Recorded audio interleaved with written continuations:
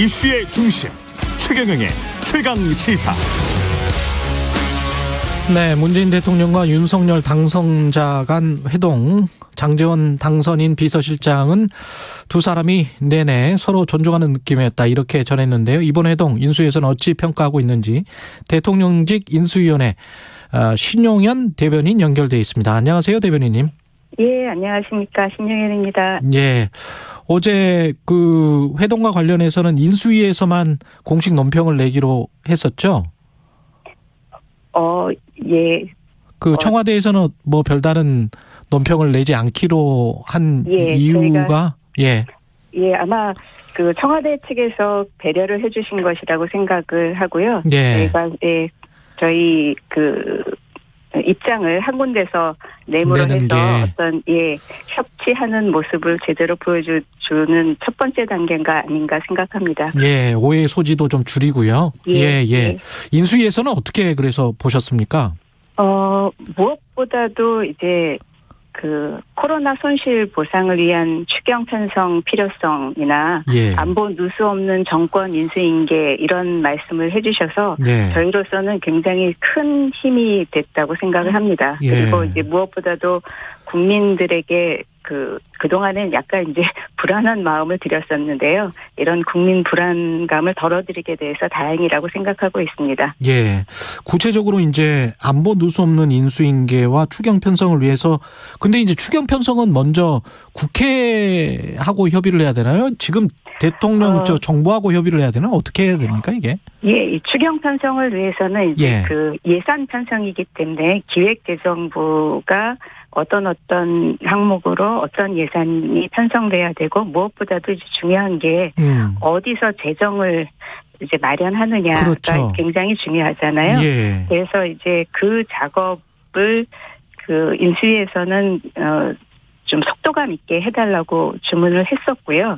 그리고 이제 뭐 아시다시피 윤석열 당선인이나 인수위는 이 코로나로 인한 소상공인이나 자영업자들에 대한 손실 보상이 굉장히 빠르게 이루어져야 된다. 그리고 이제 충분하게 이루어져야 된다 하는 게 일관적인 입장이었습니다. 그래서 기재부의 추경 예산에 대한 준비를 속도감 있게 해달라고 준비를 했었고, 가급적이면 이제 이번 문재인 정부 임기 내에 추경안을 제출을 해달라고 강력하게 요청한 바가 있습니다. 국회에? 그러니까 그렇죠. 국회에 이제 제출을 하려면 기재부가 먼저 작업을 해야 되기 때문에 작업을 끝내서 제출을 해달라고 강력하게 요청을 한 바 있고요. 이 입장에는 저희가 아직 그 변화가 없습니다. 일관된 입장입니다.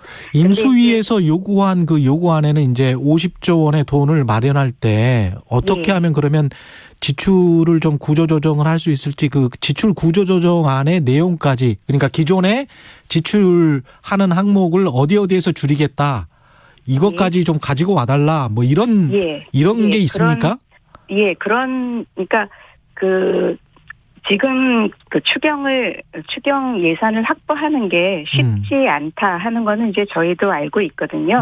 그렇지만 이제 불가능하지는 않다 하는 것이 여기 인수위에 와 계신 그 인수위원들이나 전문가들의 의견입니다. 그래서 뭐 저희 윤석열 당선인께서 50조를 말씀을 하셨는데 50조 전부는 아니더라도 상당한 부분을 세출 구조 조정과 함께 세계 잉여금이나 기금 여유자금, 이런 것들을 최대한 활용을 한다면 상당 부분 확보가 가능하다. 그래서 이렇게 이제 현 정부가 얼마나 적극성을 갖고 그 재정 편성 노력을 해주는가가 관건이라고 저희는 생각을 합니다. 그래서 이렇게 노력을 해주신다면 뭐 불가피하게 모자라는 거는 국채 발행을 해야 되겠지만 그 규모는 아주 최소화할 수 있다고 생각하는 게 이제 인수위의 생각입니다. 기획재정부 현재 정부와 어떤 계산이 잘 맞지 않는다면, 숫자가 맞지 않는다면 어떻게 하실 생각이세요? 만약에 이제 최소화해서 국채는 발행해야 되겠다 라는 게 이제 인수위의 그러니까 입장인데 이제 저희가 요구를 하는 거는 그 사전에 최대한 노력하는 모습을 좀 보여주셨으면 하는 거죠. 기획재정부 측에서. 근데 이제 다행히도 어제 청와대 회담에서 문재인 대통령께서도 그 코로나 손실 보상을 위한 추경 편성 필요하다고 말씀을 해주셨고 이게 이제 시급하게 되는 게 중요하다고 말씀을 해주셨기 때문에 저희가 이제 기대하기로는 기재부가 조금 더 적극적인 입장으로 좀 변화할 수 있지 않을까 기대를 하고 있습니다. 기재부가 그 어떤 안을 가지고 오면 그게 국회에서는 어떻게 논의가 될까요? 그 기재부 저희 생각에는 이제 박홍근 원내대표께서도 이제 기재부에 좀 적극적인 자세를 주문하신 걸로 알고 있고요. 그렇기 때문에 국회에서는 그래도 큰 문제 없이 통과되지 않을까 이제 기대를 하고 있는데 이게 이제 편성안이 어떻게 마련되느냐에 따라서 조금 의견이 달라질 수 있겠죠. 일단은 기재부가 그 편성안을 만들어주는 것이 최우선 과제입니다. 그 방금 말씀하셨던 국채 발행이 뭐 불가피하다면 어쩔 수 없다 이 발언은 언론에서 지금 처음 하신 겁니까? 아니면 그 전에도 하셨었습니까? 저희가 이제 언론에서 계속 그 말씀을 주셨던 게 이제 질문을 주셨던 게 이게 이제 50조 원이 안 되면 어떻게 할 거냐 뭐 이런 말씀을 하셨고 그러면 국채 발행을 많이 하게 되면 재정 건전성이 떨어지는데 어떻게 할 거냐 이런 말씀을 많이 주셨거든요. 근데 이제 저희는 아까 말씀드렸듯이 이제 손실 보상이 충분히 돼야 되는 거가 기본 원칙이고, 그다음에 인수위에 나와 계신 이제 경제 일본과 인수위원님들이나 전문가 의견으로는 아까 말씀드린 것처럼 상당한 부분 50조의 상당한 부분은 그 재정 구조 세출 구조 조정을 하면 못 만들어낼 것은 아니다. 근데 이제 그 기재부에서 해갖고 온 걸 보고 정말로 최선의 노력을 했는데도 부족하다고 하면 뭐 불가피하다고 하면 이제 그 국채 발행을 해야 되겠지만 일단은 그 세출 구조 조정이 우선이다 이런 입장입니다. 근데 그 50조라는 숫자는 이제 당선인께서 대선 기간 동안에 말씀을 한 건데 공약을 한 건데 그 숫자가 명확하게 이제 자영업자의 손실 보상에 딱 맞는 총량 액수냐 그건 또 다시 계산해 봐야 되는 문제 아닌가요? 그 얘기는 이제 안철수 인수위원장께서 말씀을 하신 바가 있는데요. 50조 원이라고 하는 거가 딱 정해진 그건 아니죠. 그건 아닙니다. 그래서 손실 보상에 대한 이제 조사가 같이 이루어져야 되는데 이거가 다 이루어진 다음에 그 손실 보상을 하겠다고 하면 그 시기가 너무 늦어지는 거잖아요. 근데 이제 그 어느 정도의 그 이 50조라는 것을 그 공약을 했을 때는 전혀 근거가 없이 얘기를 한 것은 아니었고요. 그렇겠죠.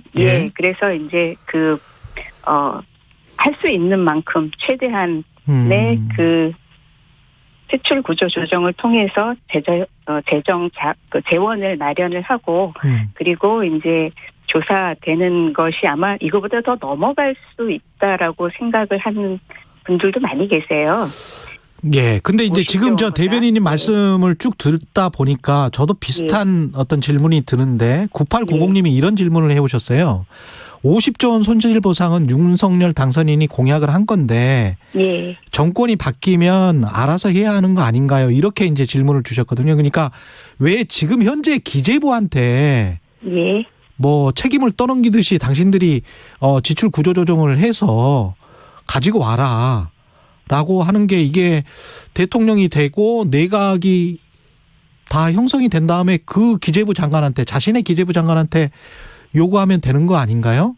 이런 생각도 듭니다. 그래서 저희가 이제 발표를 한 것 중에 그런 것들이 있습니다. 기재부가 이제 이렇게 노력을 해서 지금 이제 준비가 다 돼서 저희가 원하는 거는 지금 정부에서 추경안을 제출해 주실 거를 강력하게 요청을 하고 있고 이것이 만일 이제 현실적인 문제 때문에 뒤로 늦어진다고 하더라도 새 정부가 바뀌면 새 정부가 들어섰을 때 바로 그 추경안을 제출을 가능할 수 있을 만큼은 준비를 해놔야 된다. 근데 그것이 지금부터 준비가 되어야 그때 가능하다. 이런 입장인 것이고요. 예.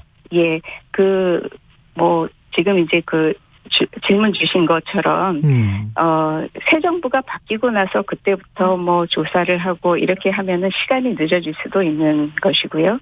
그 다음에 지금 민주당 측에서도 코로나 손실 보상은 가급적이면 빨리 같이 하자 하는 거가 이제 여야가 뜻은 같이 하고 있거든요. 예. 그래서 이제 계속 저희가 서두르고 있는 것이고요. 예. 아까 예. 그리고 이제 두 번째로 말씀하셨던 게 안보에 공백 없는 인수인계를 이야기해서 다행이었다. 이런 말씀하셨잖아요. 예. 구체적으로 그 벙커 사용 문제 있지 않습니까? 예. 예. 이전을 하게 되면 또 벙커를 새로 만들어야 되는 문제도 있고 이거는 어떻게 논의가 좀 됐나요? 그것에 대한 거가 제가 정확하진 않지만 제가 듣고 있기로는 이제 청와대 이전 TF에서 많은 그런 부분에 대한 거를 미리 이제 조사를 하고 큰 문제가 없다고 저희는 알고 있거든요. 근데 지금 이제 언론에서 제기하고 계신 거에 대해서는 더 전문가들이 논의를 해보셔야 되겠지만, 현재로서 저희가 듣고 있기로는 그렇게 안보 공백이 생기는 그런 큰 문제는 없는 것으로 알고 있습니다. 알겠습니다. 임대차 3법 같은 경우는 인수위에서는 이제 폐지 축소를 검토 중이다. 이렇게 언론 보도에 나왔는데. 예. 이거는. 정확하게는 이제 방향은 맞고. 예. 폐지 축소가. 예, 그쪽 방향으로 가는 것은 맞다 하는 것이 저희 입장이고요. 정확하게는 이제 저희가 업무 보고를 받는 과정에서 그런 보도가 되어 있는데 아직 이제 정확하게 어떻게 할 것인지 그 논의는 현재 이제 시작을 한 단계인 거죠. 예, 그 방향성은 맞다 하는 것만 저희가 말씀을 드렸습니다. 또 국민들이 관심을 가질 만한 게 이제 부동산, 그다음에 에너지 정책 이런 것들일 텐데 부동산과 관련해서는 어떻게 생각을 하고 계세요, 지금? 부동산이 저희가 이제 인수위 안에 태스크포스가 몇 개 만들어져 있는데 그 중에 한 개가 부동산 TF거든요. 그래서 부동산 문제가 민생에 굉장히 중요한 한 축을 차지하고 있다는 인식을 갖고 있고요.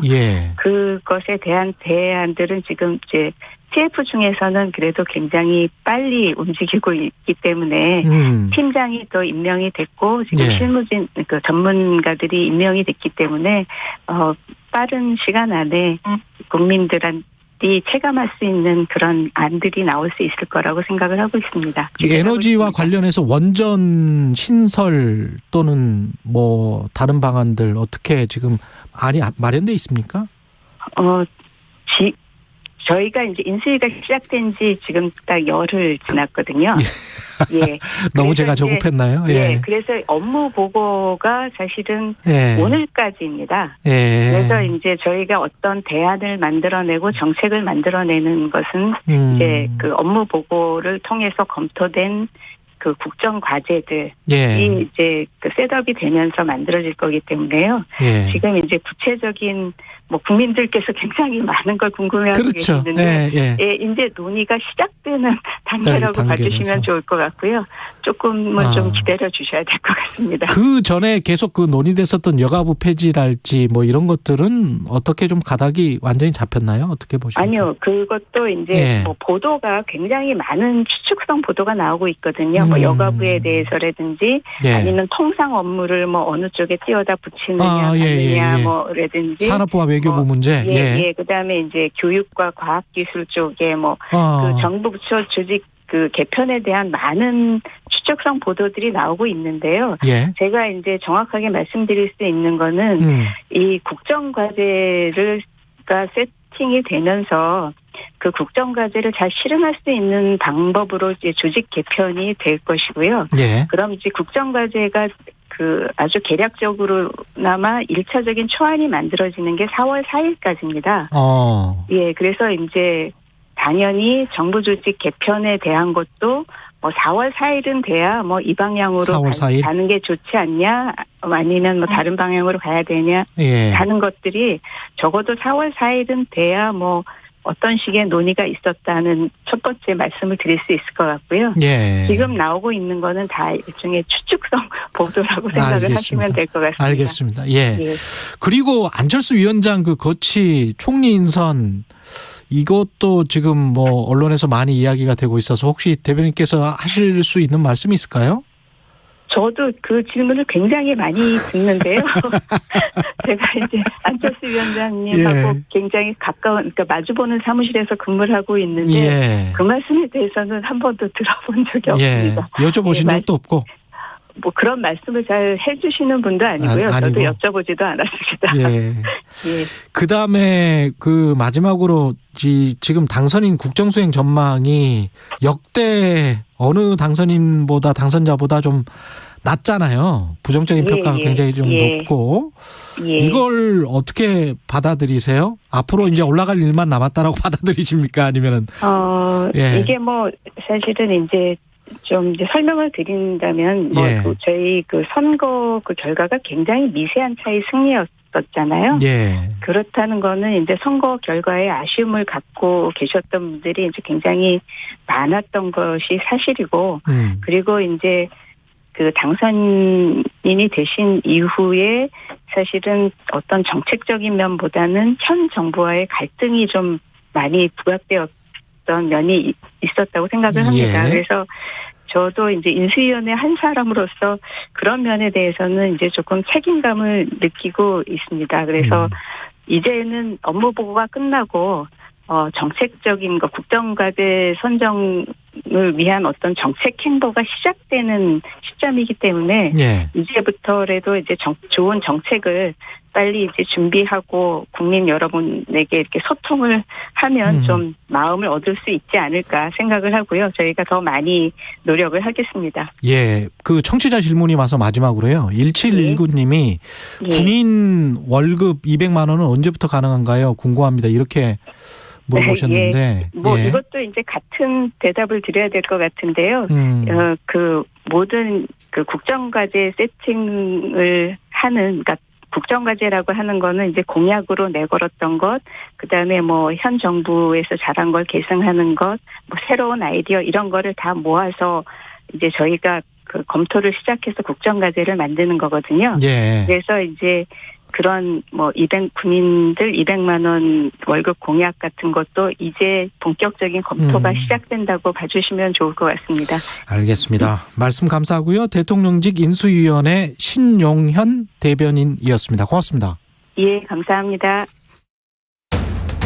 오늘 하루 이슈의 중심. 당신의 아침을